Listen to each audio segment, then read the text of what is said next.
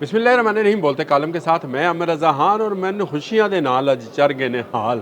हाँ जी हाँ, यही कोई सूरत हाल है। कल से देख रहा हूँ कि पाकिस्तान तहरीक इंसाफ के तल्लक रखने वाले जितने उनके वर्कर्स हैं, उनके पार्टी के लोग हैं, खुशी से नहाल हैं। और वो सिर्फ इस बात पे कि इमरान खान को हॉस्पिटल जाने की इजाज़त दी गई। सुप्रीम कोर्ट का एक फ़ैसला है और ये फ़ैसला है कि इमरान खान का चेकअप कराया जाए ताकि अगर उनको ज़रूरत है तो हॉस्पिटल में एडमिट किया जाए।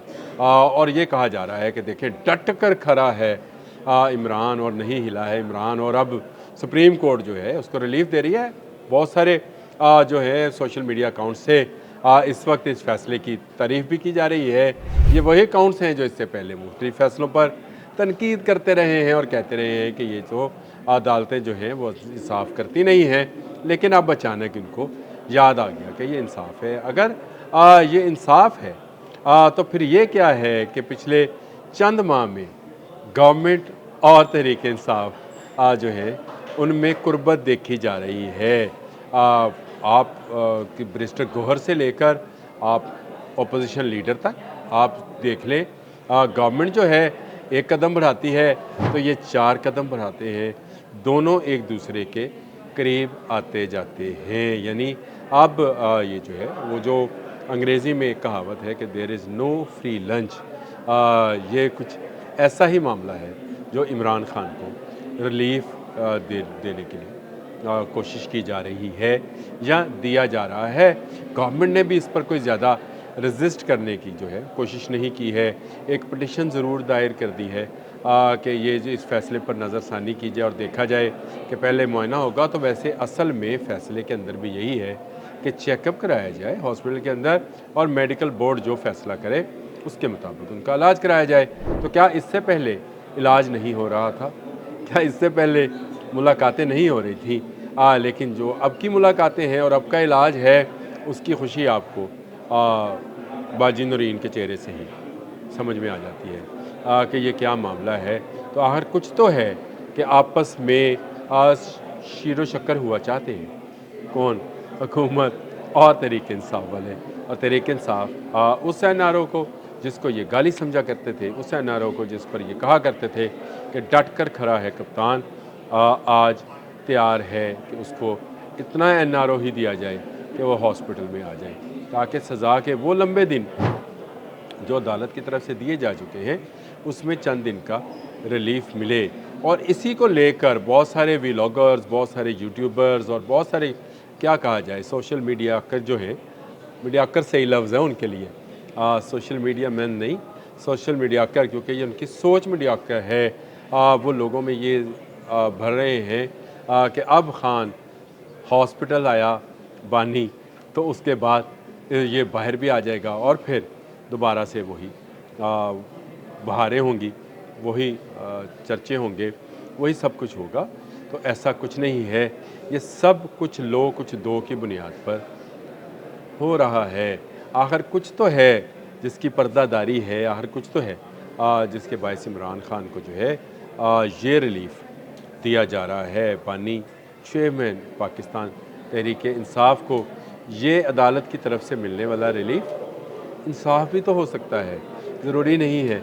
लेकिन जिस तरह से हुकूमत और अपोजिशन इन दिनों में करीब आती चली जा रही है, जिस तरह से शहबाज शरीफ जो है उठ कर गए और अपोजिशन लीडर से जाकर हाथ मिलाया और फिर उन्होंने कहा कि टाइम करते हैं, मुलाकात करते हैं।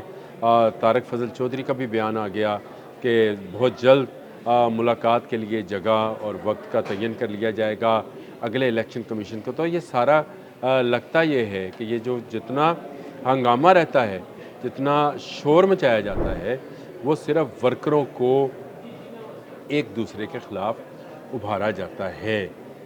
असल कहानी वहीं पे रहती है कि एक के बाद एक की बारी आती रहती है।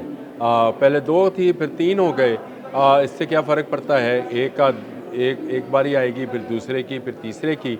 ज़रूरत तो सबको है। क्या जो हुकूमत है उसको खैबर पख्तूनख्वा में ज़रूरत नहीं है?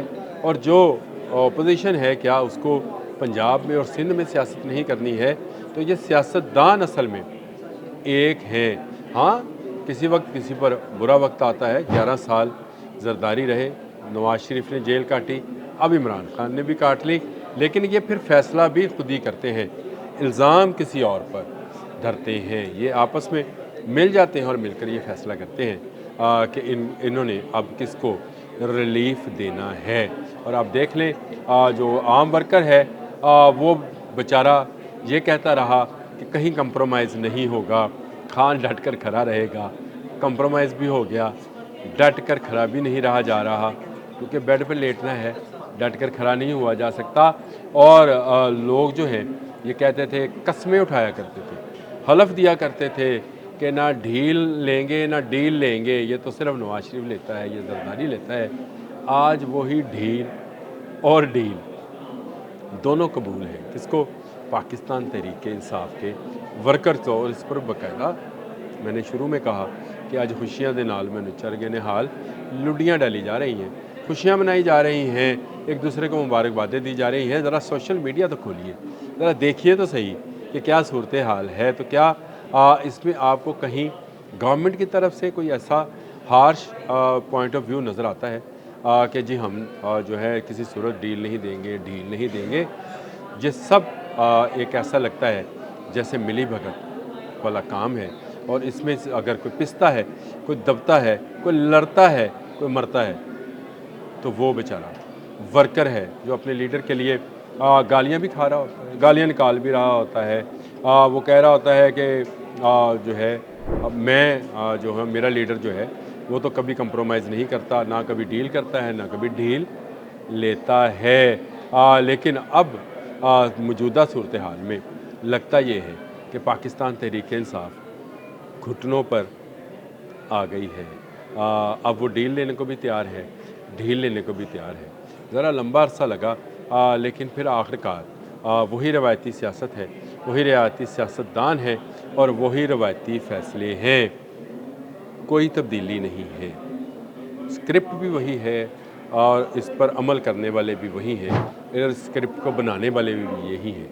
ये तमाम सियासतदान आपस में इसी तरह अदल बदल करते रहते हैं। चंद साल के बाद दूसरों की बारी आने लगती है तो नई हरकत शुरू हो जाती है। अब देख लें, जैसे जैसे अपोजिशन और हुकूमत जो है करीब आ रही थी, वैसे वैसे खान को रिलीफ मिलने की बातें मंजर आम पर आना शुरू हो गई थी। और बिलाखिर अदालत से वो रिलीफ जिसकी डिमांड की जा रही थी दे दिया गया। अब हुकूमत ने इस पर पिटीशन दायर की है, देखते हैं क्या होता है। एक बात तो मैंने पहले भी कही है, दोबारा कहता हूँ, सज़ा तो भुगतना पड़ेगी।